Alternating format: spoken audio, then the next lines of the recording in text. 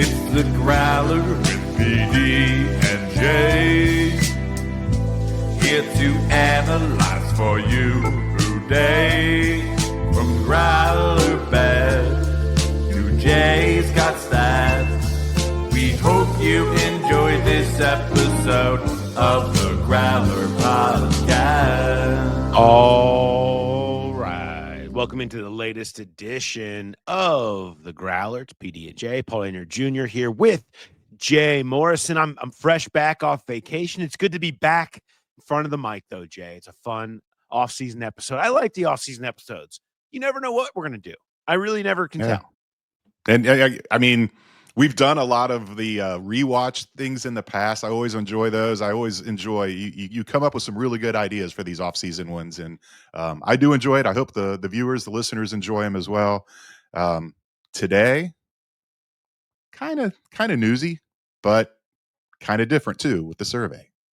Yeah, I would say I don't know how much fans are going to like this. Maybe they want this. Maybe if there's one thing we learned when Mark and I did Who Day Dark a few weeks back is that Bengals fans like going to the dark place. Mm-hmm. And I feel like you might have to do that a little bit today because I'll have a story out.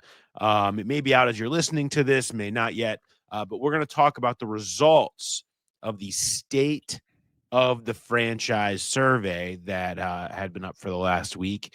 And I'm going to tell you what, Jay, I came back off vacation and I was kind of on the drive back, and my wife's driving and I'm looking at the results. I hadn't really totally looked at them yet. I was pretty off the grid. And I'm like, did I do something wrong? Did this thing get hacked? Did it get did a link get thrown into a bad Reddit message board? Because this is as negative. It is far more negative than I ever would have. Bengals fans are squarely on the bridge. Like they are feeling a collapse coming around them, according to these results. And we're going to dive into those a little bit more in some of the most startling results. Not all of them, because I would like some of you to read them in The Athletic when I go deeper into it. But there's some startling results in here that caught my eye. Of course, quarterback is out. Quarterback season 2. Jay has gone deeper than any man should into quarterback. You've got reviews. You're keeping stats of time. You're doing all of it. God bless you, doing the Lord's work. I love the show. Season 1 was great, and a lot of people are, why is Kirk Cousins doing it again? And I think it's because nobody else wanted to. But he had a new team, and I really enjoy see them diving into these guys' personal lives. And I knew I was going to do a review on every episode. So I was like, why not just track how long each guy's segment is? And I did have an error. Kirk Cousins has 6 more minutes than what I posted because the final episode doesn't open with the standard montage. I thought it did, but it's actually 6 minutes on Kirk Cousins getting benched. So it's a little closer together for those guys, but Joe Burrow dominates this season, leads off 6 of the 7 episodes. Yeah, he really. There's no doubt who the focus is about on that. We're going to get into our thoughts on that.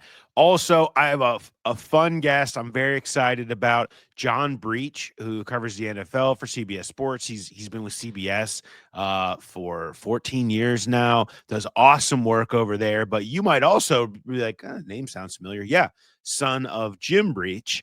And he's recently moved back to Cincinnati. And I was like, we got to do this. We got to get you on the pod. So he comes on. We talk a little bit about being kind of partially a part of the Ring of Honor process from his perspective as a family member and someone who obviously wants to see that for his dad and everything they've done there. And also a lot of good fun NFL talk, Bengals perspective. And he gets a chance to espouse his love for Andy Dalton one more time, which is all that coming your way here a little bit later on the show. So we're going to get to all of that. I want to remind all you, I couldn't help it.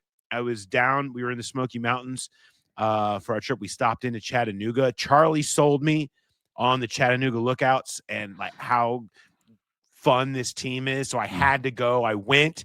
And I said, I want to come on. I got notes. I want to come on Power Stacks. So I came on Power Stacks this week with Brian and Backfields Charlie, as he's properly known. He's always in the backfields at spring training, checking out the prospects.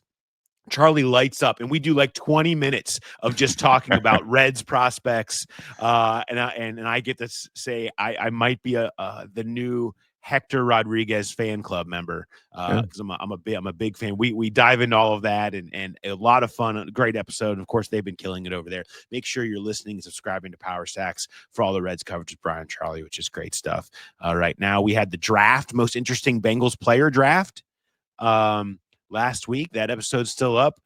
Jeremy shocked everyone going Evan McPherson with his #1 overall pick, but we settled into a lot of fun conversations that I loved. Make sure you go back and check out that episode. And before we get started, we need to remind everybody, if you haven't signed up for BetMGM yet, you need to do it and use the bonus code Growler, all caps, and you will get up to a $1,500 first bet offer on your first wager with BetMGM. Download the BetMGM app. Sign up using the bonus code Growler, deposit at least $10 and place your first wager on any game, and then you'll receive the same bet amount up to $1,500 in a bonus bet if your bet loses. So just make sure you use the bonus code Growler when you sign up. Don't forget, if you haven't signed up with BetMGM yet, use the bonus code Growler. Get your $1,500 first bet offer today. Or you can engage in very open gambling here in the city of Cincinnati like Jay does, who he's out at the Queen of Hearts in Ripley. You went through the line at the Queen of Hearts in Ripley yesterday just to give yourself a chance at the massive pot. It's become a phenomenon here. It has. It was almost a 90-minute drive out there, and so they didn't start selling tickets till noon. I'm like, I'll get there 11:40 and beat the line. It was around the block, and I got in the line and didn't really know how long it was. I'm not familiar with Ripley. It ended up being about a 6-block line, and I waited 3.5 hours to buy my tickets. I new career high. The longest I've ever waited in line for anything was 3 hours for the Beast the year it opened. So now 3.5 hours to buy tickets for a 0.0001% chance to win a couple $1 million. It was an experience. I'm surprised it took that long. If I'd have known it was going to be 3.5 hours, I probably would have just driven away. But I can say I did it, and I got burned too. I didn't take sunscreen. Didn't expect to be in line that long. It was a long day. I slept very well last night. Would have been a great day for the training camp stool, and you forgot it. Yes, and that's really a mistake. That's really a mistake. I didn't think I'd need it. Yeah, it's true. I should just put like that in how my you were car about and to take say, it I'm everywhere. glad I did it, and then caught yourself. We're like, no, I'm not going to say I'm glad I did it, but I did do it. Maybe at 7:30 tonight, I'll be glad I did it. All right, let's get into the state of the franchise survey. We do this every year. I like it because it's a great barometer for where you guys, fans, are at with this team. And it's typically been pretty right on. I mean, over the years, you see winning is going to be the predominant effect on a lot of how people feel, whether it's about how their trust levels in certain men, whether it's ownership, coaches, Duke Tobin, whether it's about how you feel treated as a fan, certain things that have happened, whether it's the signings of T. Higgins, dealing with Hendrickson, Shamar, all kinds of different topics are all in it. It's a 20-question survey that you all filled out. And I love more than anything now looking at the year-to-year rising and falling. And you can feel how people are kind of assessing blame and just generally feeling in terms of concern over certain aspects of the team. I mentioned it at the top. This was wild. Now, I know they haven't made the playoffs 2 years in a row. It's been quite a controversial offseason, specifically with the front office trying to deal with a bunch of stuff and it not always going particularly well. That said, this was startling. I want to start with this as our jumping off point here, Jay, because this feels like everybody is just ready for it to fall apart. Let's go with this. We have trust levels on this. Okay. So 5 being your most confident and 1 being the least confidence that you have in certain things, certain people. Ownership. Okay. Here it is. This is the last 4 years. All right. If you're on the YouTube page, you can see it here. but it goes from a 1 vote of least confident in 2022 was 2.2%. In 2023 was 1.2%. In 2024 it was 3.7%. In 2025, that vote percentage was 46.9%. It has turned. I mean, this is levels that we haven't seen here, even before success. And then a 2 vote is at 33% after never being higher than 10.7%. This is 80% voting 1 or 2 on trust levels with ownership. There is a clear feeling after this offseason, a very challenging one for any front office. But after all the exhaustion of all of this stuff and everything that's gone down, a clear feeling that this is going to be a problem. And this is the problem of what's happening. That's what the voting seems to say here. Yeah, I mean, I knew it would be going up, but that's insane. Going from 3.7% to 46.9% on least confident. I do wonder, you put this up a couple weeks ago? Maybe not even. Maybe it was like a week Been up for about a ago. week and a half. Yep. Yeah, and what would these have looked like had the survey been done pre-free agency? Right. How much of this is missing the playoffs the last 2 year? How much of it is just the botched offseason with getting Jamar and T done too late, with not doing anything at free agency, with the Shamar and Trey Hendrickson, and maybe it's probably a combination of both. But fans losing. I wonder how many people too, and we'll get to this later, but lump in Duke Tobin with ownership, and I knew, like I said, I knew it was going to climb, but this is staggering. And it may just be people venting and wanting to say we're fed up, and maybe they go a little overboard and they just go lowest and without really thinking about it and coming in more mid-range. But this is not good news. Now they're still going to sell tickets, they're still going to sell merchandise and all that, but this is not good news for this team. Well, I do want to offer a disclaimer and maybe an explanation as I've sort of tried to rationalize the results. So there is about a 25% uptick this year in entries in form submissions. And I think that comes from, look, when you're people who fill out surveys or write Yelp reviews or whatever, they do so more likely when they're really mad or really happy. A 9-8 team or a rationalized because of injury, like those don't necessarily bring people out because I want to have my voice heard, right? I want to say something. I think that uptick was people who are like, I'm so mad, I'm going to fill out that survey, right? And I feel like that's what we're seeing here is it has brought people out to be, I want them to know how mad I am. And so when you see that, that's part of the problem too. So whether you want to rationalize the massive spike to just more angry people logging on to do this or wanting to be a part of it, that's part of the same conversation, is that it's drawing the ire out of people that are feeling like maybe the Joe Burrow window is being wasted. And so I do think that pulling people in because they have very real emotional reaction, visceral reaction to what's happening with the team and the franchise is a part of these numbers being so different. It's also really the conversation that we need to be having.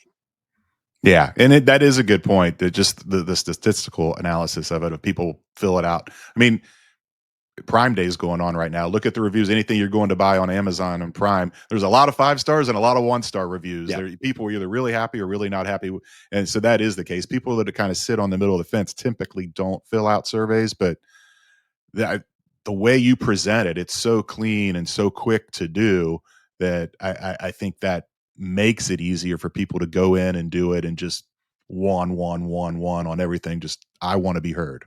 Yeah, and that's fine. That option has been there every year. That's Yeah. why I love the year over year, because it takes the current temperature and compares them when it's put out in the exact same fashion every single year. So you mentioned this earlier.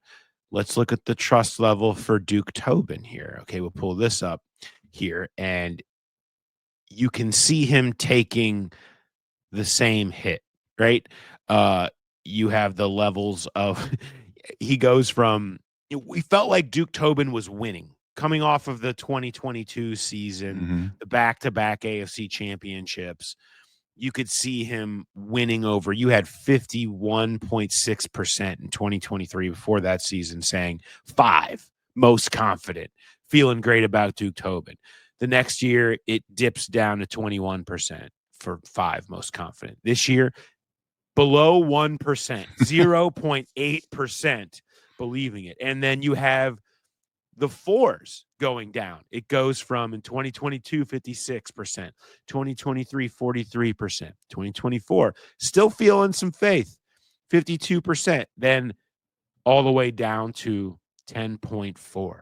So you're at 11% for the 5 and 4 combined on Duke Tobin, and then you have never had more than 1% in the least confident, and all the way up to 18% here in this particular instance. Him certainly taking a hit, and then I'm going to flip it with Zach Taylor, which I think is interesting here because, yeah, a downtick, certainly, as you'd expect. They're losing his hot seat, had to fire Lou Anarumo, all the things, right? Not as much, though. He's still sitting here in a pretty high range in the mid-30s in 4s and 3s, despite his obviously a major drop in 5s. It feels like you can see the fan base saying and everybody feeling, we're putting this more on Duke than the head coach. This is a personnel thing. The personnel is the problem, and the execution on that side is the problem. It's not so much Zach Taylor is kind of the message here, even though he's going to get it just by nature of association. I thought because they had really been in lockstep a little bit before this in previous years. You could see them similarly viewed. They'd go up together, they'd go down together. It felt like a very similar path. And this is the first time where it feels like we're seeing a little bit of a split there amongst the two of them. Yeah, because, as you mentioned, how angry everybody is. And for Zach to only have 18% of the respondents pick 1 or 2, I think that is a little bit of a win for him. You wouldn't, the 5s went from 28% to 6, but that's kind of what you would expect after missing the playoffs 2 years in a row.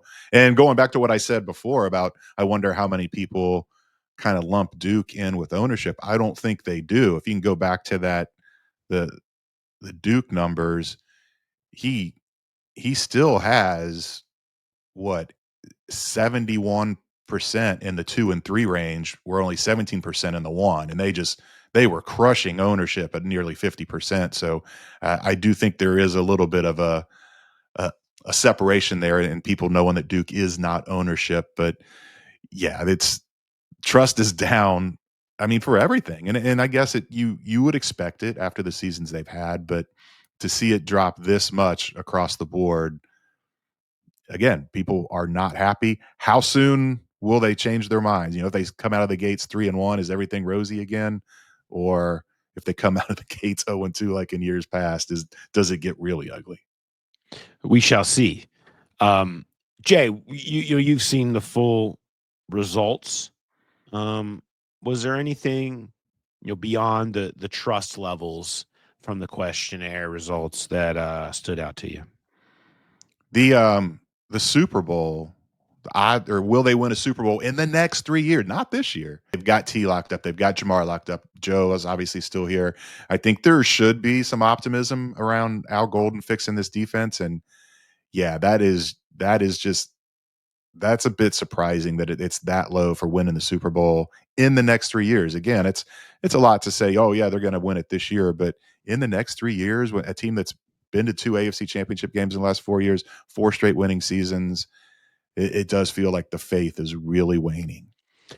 Well, I mean, waning is the wrong word here, in my opinion. I mean, let's look just if you look year over year, you go from 84%, 93%, 81%. That's in 22, 23, 24, saying yes, they will win a Super Bowl in the next 3 years to this year down to 52%. Yeah. Belief has faded. Mhm. That because you see failure. You see, this was the first time you saw a healthy Joe Burrow playing well and it going terribly. And you see the impact of all of it, of free agency's gone wrong, drafts gone wrong, having to pay money and deal with contract disputes and seeing all that affect everything. And it makes people say, I don't know if I believe anymore. Whereas before there was just this Joe Burrow will overcome it all belief. I think in the way that people viewed it. Look, as long as he's healthy, he can go out there with a bunch of rascals in the media and go win. Okay, like why not? Of course he can. But I think this was the first realization that, Joe could play great and this thing could go sideways still. That there's no saying that just because Burrow and Jamar and he are here, that it guarantees anything. And I think you are seeing that realization, and that's dangerous because that's where you end up with a fan base that is close to being out, even with what's going on. And I don't, Burrow's presence and the long-term extensions for the most exciting players on the team help mitigate that. Like you've seen maybe in years past where they didn't have that. I think of the 16 to 18 years where you had Marvin Lewis and hanging on to Dalton and AJ Green was getting older and you had exciting elements, but it was more problems and the stars weren't as starry and it went really sour with the fan base very quickly. And you ended up with some of these half-empty stadiums and the things that led to the change in Zach Taylor and eventually Joe Burrow. I don't know that it gets to that level because of Burrow's presence and because of Jamar's presence. But when you're this close to losing your fan base, this is this type of stuff that moves the needle. And the surprising thing about this too, the drop there is, I mean, how many times Bengals said it, pundits said it, a lot of fans said it. Had they got into the playoffs last year, team nobody wanted to see, they had a real shot to go win it all. So for faith to be that low that they're not going to win a Super Bowl, it sounds like people are kind of betting against them even getting back into the playoffs, which I don't think is the case. I think they're poised to be there every year with Burrow. So I those kind of seemed at odds, those opinions, because and I kind of feel the same way. Had they the hot streak they were on, the way the offense was playing, they would have been a very dangerous team and could have made a run, even as bad as that defense was. So I think, again, fans are just upset with everything that's gone on, and they're picking the more negative answer, even if it's not fully what they believe. Yep.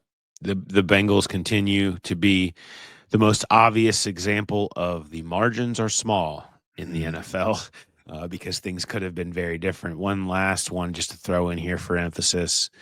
This is the confidence that the Bengals are headed in the right direction question. And you see it, it's like, it's one thing to be like, oh, are they going to win a Super Bowl or who do you specifically trust? But the general confidence that things are headed in the right direction, 3 is the most prominent answer right now. And that has not been the case. There was still all of that optimism and hope, but you only have 3% saying 5 full confidence, all the way down from in 2023, it was at 73%. Just in this 2 years of missing the playoff span, they've gone from 73%, things are headed in the right direction, to 3%. Things are headed in the right direction. And I think that kind of sums up a little bit of how Bengals fans feel about where things are at. But you know what? When things were this bad, the closest on all of these charts that go back for us here, Jay, they were to being this bad prior to the 2021 season. Yeah. And so take it for what you will. It changes quickly. A season changes how everyone feels. These are proof. The 2021 season is proof. And it's all still going to come down to whether they go and can win on the field. But if things go sour, it just has a chance to be so volatile and so nasty because of where fans are already at in fearing the worst. Yeah, and I think the Bengals should be happy they are opening on the road this year, because if that season, if the week one opener starts poorly, you would be hearing a lot of boos. And now they've got a chance to maybe go 1-0 in Cleveland and come home and get the fans back on their side in relatively quick order. I'll have plenty of analysis on this up on The Athletic, plus analysis of a ton of the other really interesting results. I thought the results on the Hendrickson and Shamar Stewart stuff were interesting from people. I thought the results on players playing in the preseason was kind of interesting. And I'm going to have a full story up on The Athletic if you want to go see some of the rest of the 20 questions and some of the themes that came out of those. So, all right. Thanks to everybody that voted. We appreciate, even those of you that came in and just wanted to drop your ones in. I'm mad and I need you to know it. I love you people. I love the people that come in and say, I'm happy and I need you to know it. And I love, as long as you show up. Okay. Yeah. That's what it's all about. We appreciate that.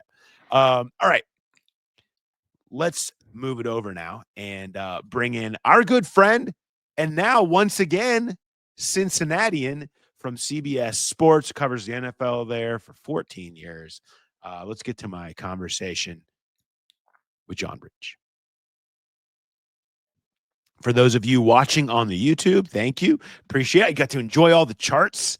You're not just driving the car. Give me the show. Give me the charts. Give me the visuals. We're here for you. Make sure you are subscribing, hitting the bell for notifications for all of our live stuff. Training camp is right around the corner, so you know what that means.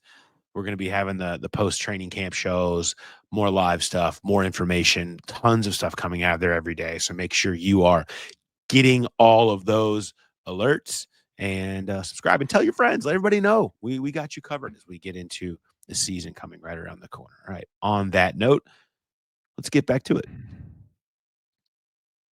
All right. Much thanks, as always, to catch up with Graeter's worthy John Breech. And I'm happy to deliver Graeter's, to a dad. The kids appreciate it.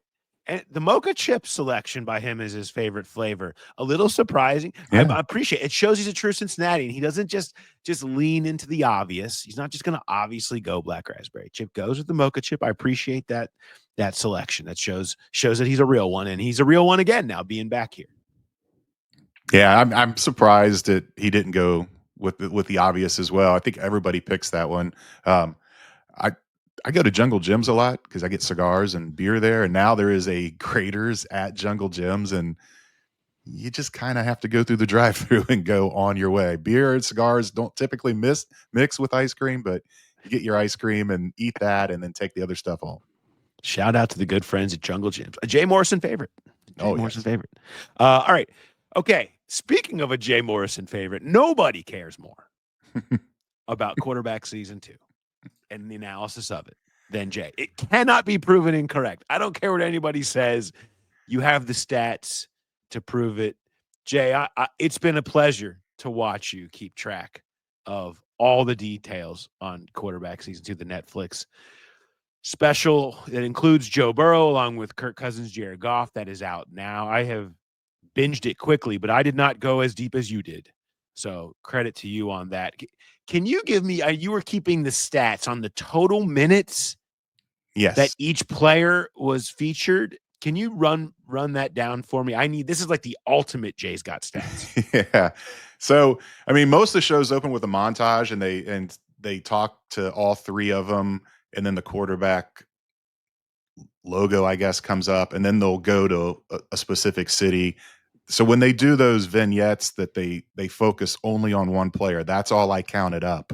And it came in with Joe Burrow at 109 minutes, Jared Goff at 95 minutes, and Kirk Cousins at 93 minutes. So Cousins kind of waned. He led off the final episode because that's when he got benched, but then he wasn't much of part of that episode.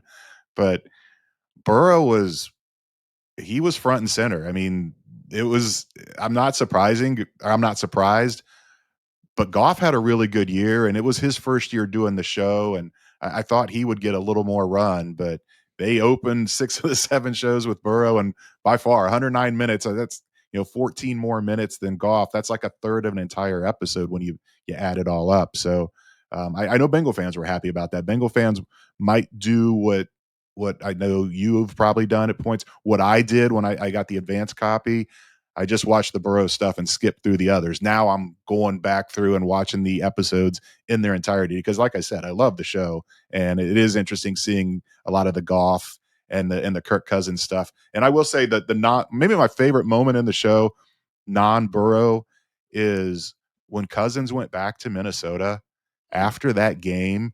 The amount of people, staffers, coaches, players that came up to him and just the heartfelt thanks and on field back slaps and hugs. It was touching to see that a guy had that kind of an impact there. Yeah. I did do the fast forward because I got back yesterday afternoon and I knew we wanted to talk about this today. And I was like, so once bedtime was over last night, I was like, all right, here we go. I watched 109 minutes of quarterback last night. I can tell you that. I went through, I was like, I wanted to watch all the Burrow stuff and take it in. I know you have a lot of details. I want to have I have a couple things that I really liked that I haven't. A lot of it's made out in clips, like the fossils stuff and the Batmobile stuff, and that stuff is great. It's funny and I liked it. But there was something that I haven't seen talked about that I really loved and I thought was really telling. Joe Burrow and Jamar Chase talking about the route that Justin Jefferson ran against Georgia, that was the most. It was the perfect anecdote to describe what sets them apart.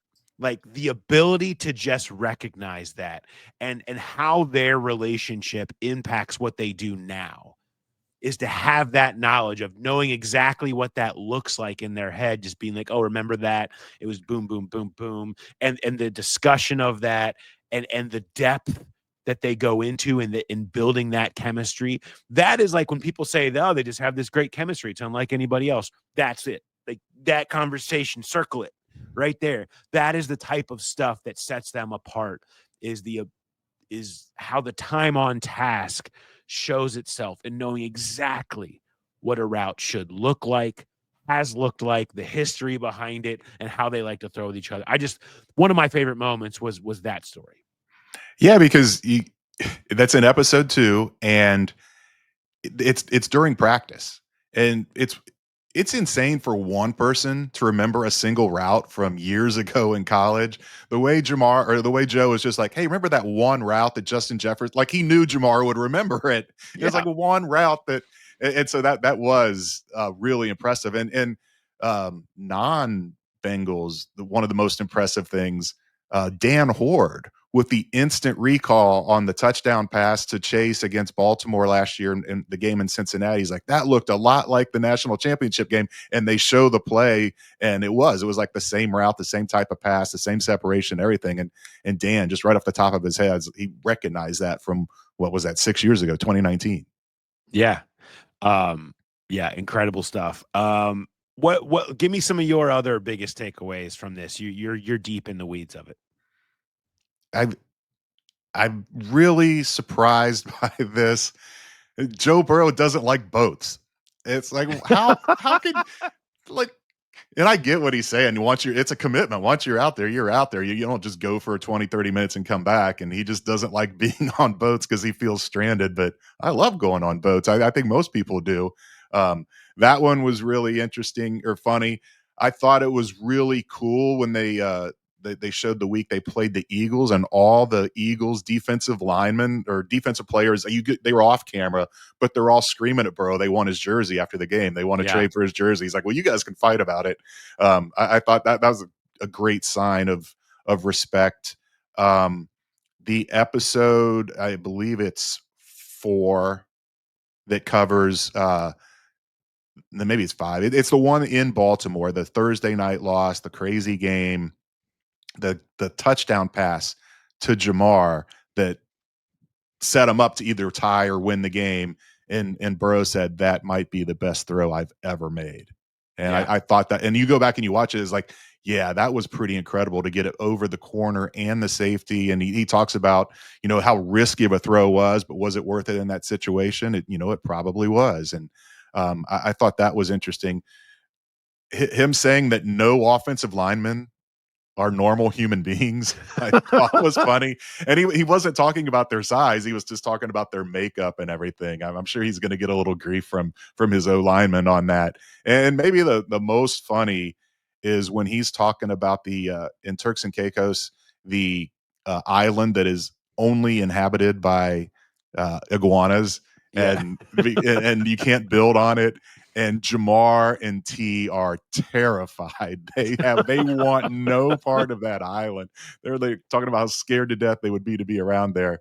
There was a lot in there. There's a lot of funny moments. I don't know if we learned anything new, but you got some clarity on some things. And again, it's really cool to see the home life. And I thought we might see a lot of Robin and Jimmy, Joe's parents, just because he's not married.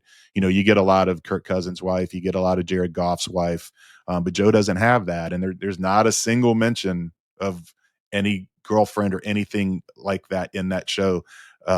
It's all about his parents, and those are some fun moments too. Seeing young Joe's fashion and his mom talking about that stuff growing up. There's just if you're fans, you're gonna love this show. I think they do a really good job, and you can see why Joe wanted to do it, because they treat the robbery with respect. They treat some other things with the right way, and I think Joe said it. He felt comfortable doing it because of Peyton, and I thought it turned out really well. Yeah, I really enjoyed the table wherever they were eating at with Jimmy Chase, Yeah. where it had Chase's parents, it had Burrow's parents, it had Jamar and Joe, and that whole like the lighthearted, the ribbing going on between everybody there. Like it, I would watch a half hour of that, like Yeah. just of that going back and forth, the storytelling and all that stuff. Really, really cool stuff there. I would add in Steve Spagnuolo coming over Yep. and saying, "Beyond our guy, you're the best out there." Not just Mhm. saying that because you're standing in front of me. I think what is validating. I mean, that's the stuff that means ball knowers, right? Yeah. Ball knowers know, and the best DC in the game knows how tough it is to go against Burrow. And I know everybody loves to get into that topic, and that's always fun to do on the social medias out there, is to yell and scream at each other about rankings and tiers and your guy and my guy and all that stuff. Look, it's really hard to argue. At this point, I always get amazed when I go on there and people are arguing. Like stuff like that kind of is the ultimate trump card that you kind of have there, to just say, hey, the guy who's maybe the best DC in the NFL says, yeah, you're the best besides our guy, of course. Which He I kind of appreciated that. he went out of his way. It Yeah. wasn't like they just were face to face. Like Burrow was walking off the field and Spags kind of grabs him from the side and stops him, and like, I want to say this, I want to tell you this. And so you're right. I did think that was impressive, and a very a healthy sign of respect for Burrow. One other hilarious one was, because there's a lot in this where they talk about private life and trying to be a regular person and all that. I think it's episode 6 where Burrow has all of his high school friends in Yeah. the suite for the Denver game, Yeah. and they're cheering and going crazy. And then he comes up after the game, and they're absolutely roasting him for his outfit. And it's Yeah. just like that was one of the funnier parts as well.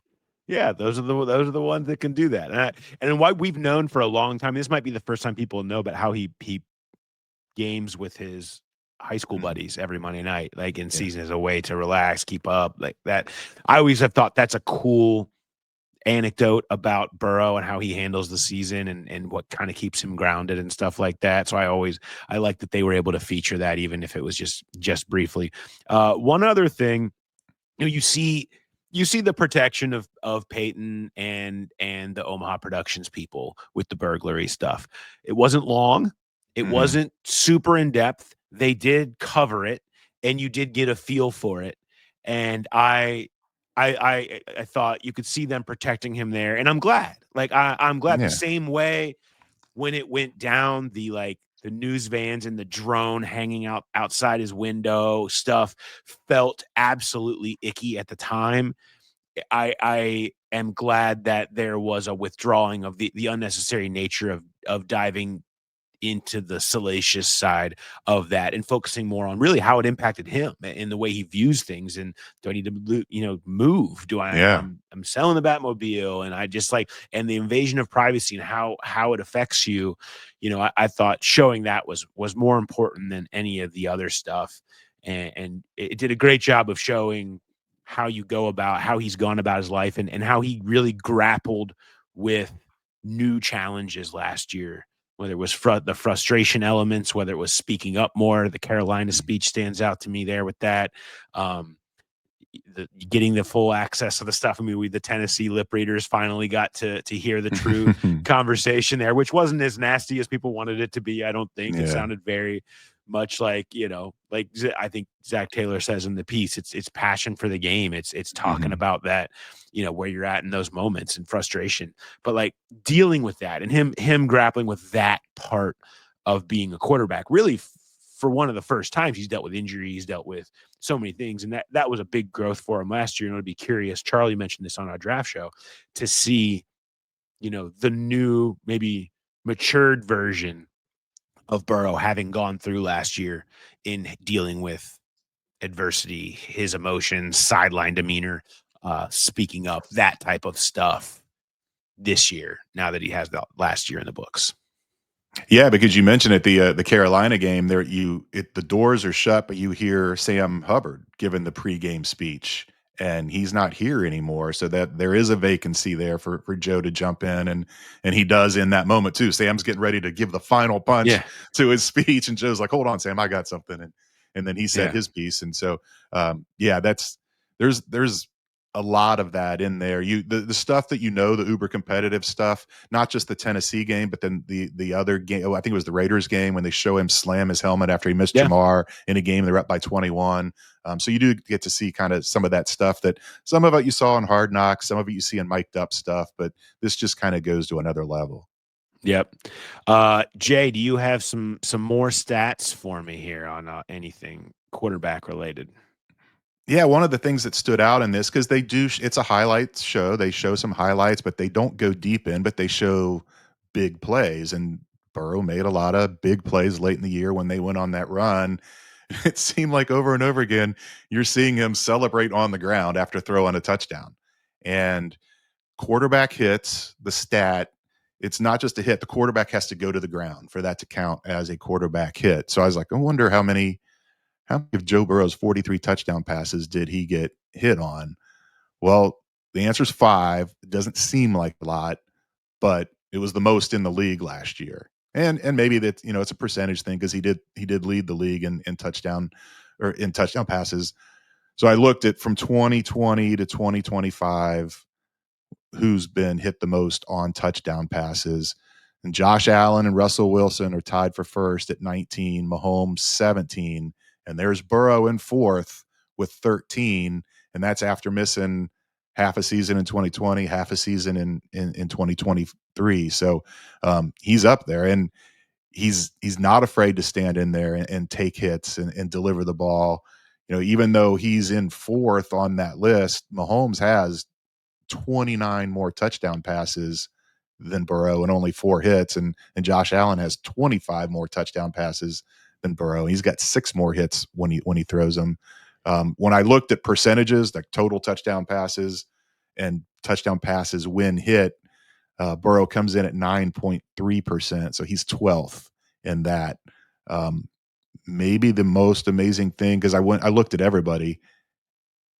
Tua Tagovailoa has 100 touchdown passes in his career.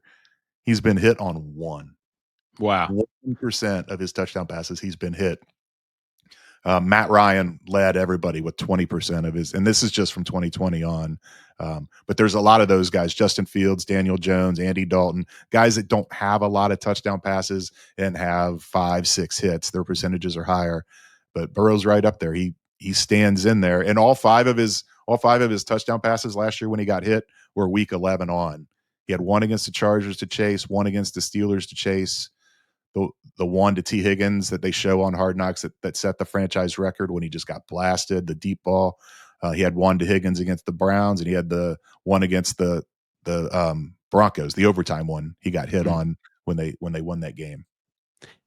That's really, that's fascinating because you see he had 8. So he had 8 in the first, from 2020 through midway through 2024.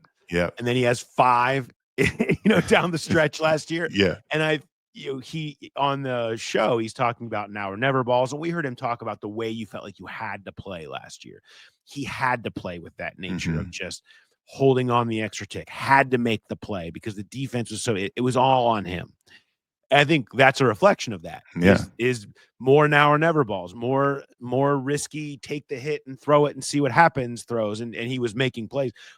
How much of that will carry over to next year? Because, I when I talked to Dan Pitcher and wrote that story about the evolution of the offense this season, that's a big part of it, is trying to stay explosive, but not having to make Joe do that.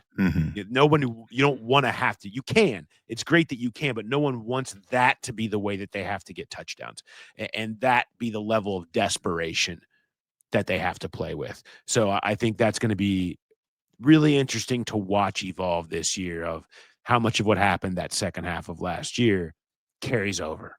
Is that a new part of Burrow's game, or was that strictly circumstantial to the 2024 desperation Bengals?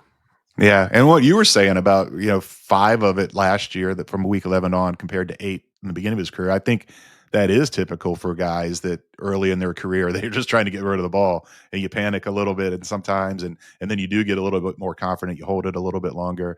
I'd be surprised if it's that high again this year, just because you expect them to have leads in games. Not all of them. There's going to be some back and forths, but you expect it to not be as urgent in the second half of games. There might not be as many now or never balls, but he's not afraid to do it.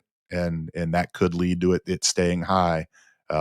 Justin Herbert was up there as well. Those guys, they're tough. Who was it? Jamar Chase's mom said that they showed the pick 6 in college when he got blasted and bloodied. And she's like, I knew in that moment, you're a tough MFer. Yeah. No doubt. Let's wrap up here with some Arby's. I wanted to drop this in here. It was something that I saw while I was on vacation, and it was, so TJ Houshmandzadeh has been dropping in on that show Nightcap. That's normally Chad is on with Shannon Sharp, and it's been interesting because it's TJ and James Harrison, and I haven't heard much from James Harrison as a hey, I want to be in behind the mic. I'm interested by it. I find his presence fun on there.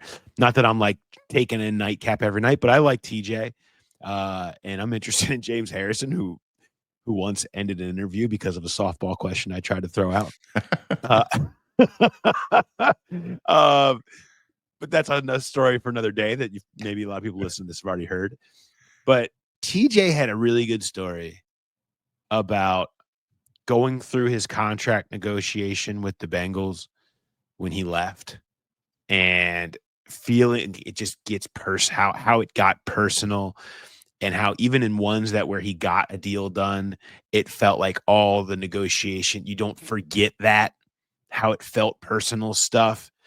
And then going on to point out that all the guaranteed money that Lavernius Coles and Antonio Bryant got ended up to $24 million, and that if they would have just offered him $24 million guaranteed, he would have walked from California to Cincinnati to sign that contract instead of having to go elsewhere. And he was something that he admits later on that he kind of regretted. But it's the personal nature. And I couldn't help but reflect on some of these negotiations that go on now, where even if you get it done, T stands out to me in this way. And if Trey gets done, even if you get it done, the nastiness of the fight has residual effects. And TJ talking about that really continues to strike home, that just because you eventually reach a deal, and we've spent so much time talking about the Bengals negotiating strategy and just being contentious and waiting it out and the games of chicken that they play, even if you do get it done, and it's just the residual resentment,